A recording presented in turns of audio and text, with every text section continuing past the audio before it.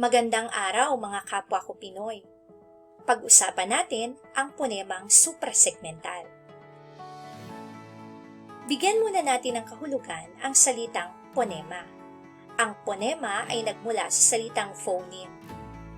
Mula sa kombinasyon ng salitang phone at im. Ang phone ay nangangahulugang tunog at ang im ay nangangahulugang makahulugan.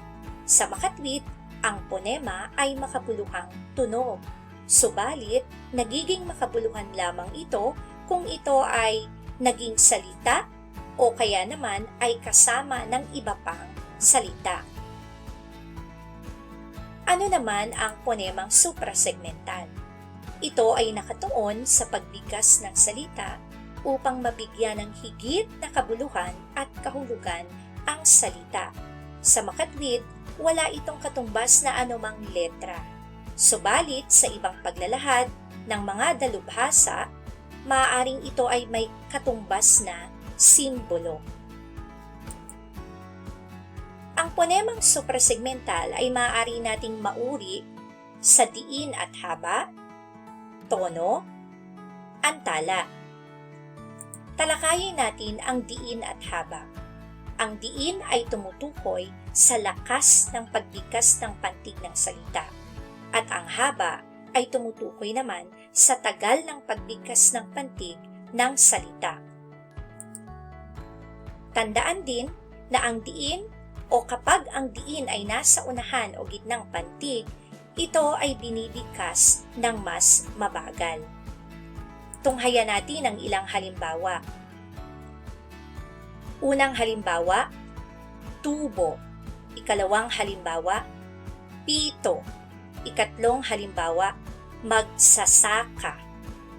Narinig mo ba na ang binibigyan natin ng diin o ang pantig na may diin ay binibigkas ng mas malakas? Alin nga ba ang pantig na binibigyang diin? Ito ay ang mga pantig na nakasulat gamit ang malalaking letra.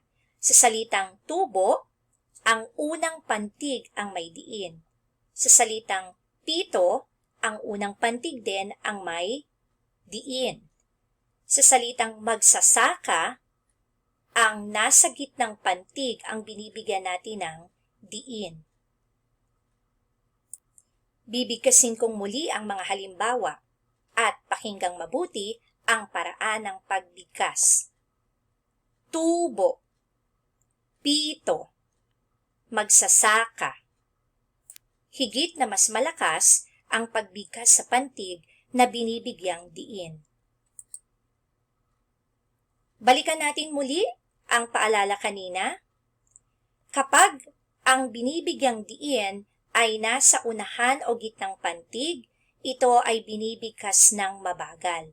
Nangangahulugan, maliban sa bibigkasin mo na ang pantig na binibigyang diin, hihinto ka rin pagkatapos ng pantig na binibigyang diin. Okay, pakinggan muli.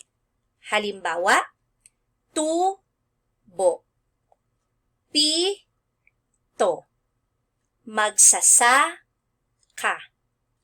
Narinig ang paghinto at pagbagal? Okay, kung narinig mo, mahusay. Alamin na natin ngayon ang kahulugan ng mga salita. Ang tubo ay nangangahulugang kita. Maaaring sa negosyo, paninda o kung ano paman. Maaari din itong manghulugang tubo, daluyan ng tubig. Ang ikalawang halimbawa ay pito, nangangahulugang bagay na tumutunog. Ang huling halimbawa ay magsasaka, nangangahulugang magtatanim o anumang gawaing may kaugnayan sa bukid. Sumunod na panuntunan. Kapag ang diin ay nasa hulihang pantig, ito naman ay binibigkas ng mas mabilis. Ulitin natin, bibigkasin ng mas mabilis ang pantig na may diin, subalit nananatili na bibigkasin din ng malakas. Tunghayan natin ang halimbawa. Tubo, pito, magsasaka. Naging malinaw ba ang paraan ng pagbigkas? Mas mabilis kapag ang binibigyang diin na pantig ay nasa hulihan. Okay? Tubo, pito, magsasaka. Mas malakas, mas mabilis. Tingnan natin kung ano ang kahulugan nito. Ang tubo ay nangangahulugang uri ng pananim na ginagamit sa paggawa ng asukal. Sunod na halimbawa, pito, nangangahulugan ng bilang. At magsasaka, nangangahulugang tao. Ulitin natin ang paalala.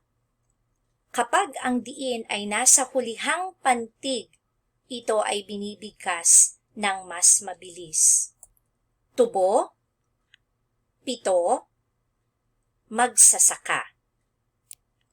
Tingnan natin ang mga halimbawang ginamit natin.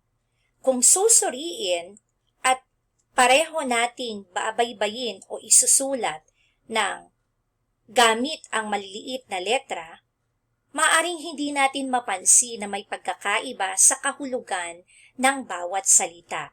Subalit, sa pamamagitan ng paggamit ng diin, bagamat parehong-pareho ang baybay ng bawat salita, ay nagkaroon ng pagkakaiba sa kahulugan ng bawat salita. Ganito kaimportante o kahalaga ang diin sa bawat salita. Dumako tayo sa ikalawang uri. Ito ay ang tono. Ang tono ay ang taas-baba ng pagbigkas ng pantig. Dahil sa tono, nagiging malinaw ang mensahe ng pahayag. Maaari nating gamiting pananda ang bilang na 1, 2, 3. At katulad ng mga nota ng musika, ang 1 ay kumakatawan sa pinakamababang tono. Ang 2 ay katamtamang tono. At ang 3 ay pinakamataas na tono. Maaari nating sabihin na maaaring ang 1 ay katumbas ng do, ang 2 ay katumbas ng re, at ang 3 ay katumbas ng mi. Tunghayan natin ang halimbawa. Parehong salita, magkaiba ng tono, at dalawa lamang ang ayos na ating ginagamit. Lagi tayo nagsisimula sa gitnang tono o middle tone, no? Kung kaya't mapapansin mo, nasa parehong ikalawang bilang ang simula ng tono ng ating mga halimbawa.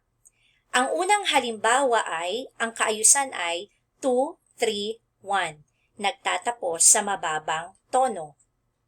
Ang ikalawang halimbawa ay 2, 1, 3, nagtatapos sa pinakamataas na tono. Paano natin ito bibigkasin? Pakinggang mabuti. Unang halimbawa, kahapon. Kahapon. Okay? Kapag pinakinggan mong mabuti, nangangahulugan na ang pahayag ay naglalahad. Kahapon. Kahapon ay maulan.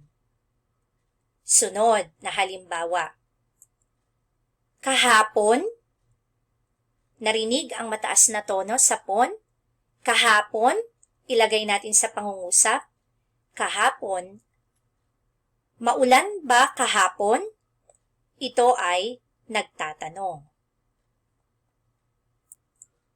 Karagdagang halimbawa, gamitin natin ang salitang totoo. Ulitin natin, lahat ay nagsisimula sa panggitnang tono. Okay? O katamtamang tono. Ang unang halimbawa ay nagtatapos sa pinakamababang tono. At bigkasin natin, totoo. Totoo. Nangangahulugang naglalahad. Samantala, ang ikalawang halimbawa ay totoo. Totoo, nangangahulugang posibleng nag-aalinlangan. Naging malinaw ba ang kaibahan ng pagbigkas ng dalawang tono? Sana ay naging malinaw. Tandaan na kapag ang ayos ay nagtatapos sa mababang tono, ito ay karaniwang naglalahad lamang. Samantala, kapag ang ayos ng tono ay nagtatapos sa pinakamataas na tono, karaniwang ito ay nagpapahayag ng tanong, pagtataka, pag-aalinlangan o iba pang paglalahad na may kalakip na masithing damdamin.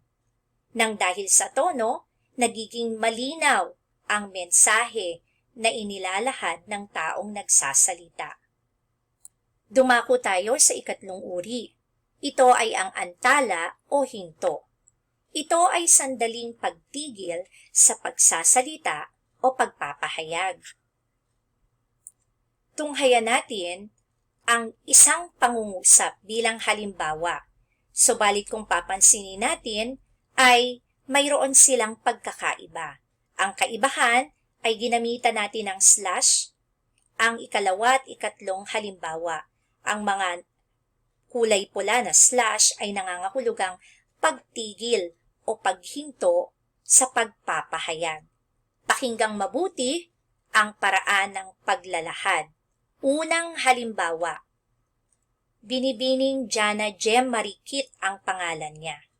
Ulitin ko, Binibining Jana Jem Marikit ang pangalan niya. Kalawang halimbawa, Binibining Jana Jem Marikit ang pangalan niya. Ulitin ko, Binibining Jana Jem Marikit ang pangalan niya. Ikatlong halimbawa, Binibining Jana Jem Marikit ang pangalan niya.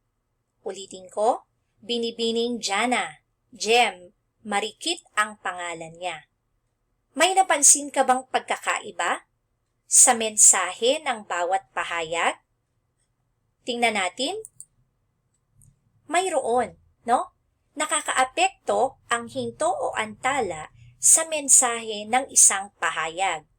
Tingnan natin muli ang unang pahayag. Babasahin ko.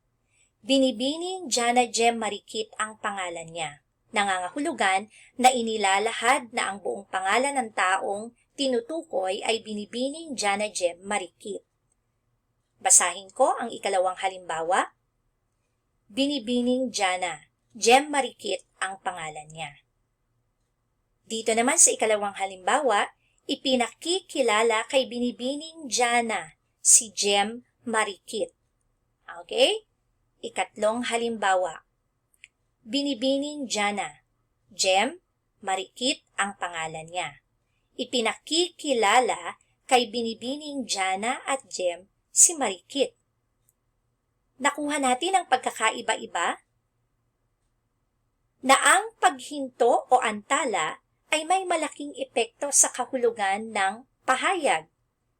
Kaya dapat tayo ay nagiging maingat at humihinto o may paghinto ng wasto sa loob ng pangungusap habang tayo ay naglalahad upang makuha o maunawaan ng ating kausap ang mensaheng nais nating ilahad.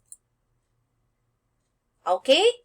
Hangad ko ang inyong makabuluhang pagkatuto. Nawa ay tandaan natin ang lahat ng ating tinukoy at tinalakay kaugnay ng ponemang suprasegmental. Salamat!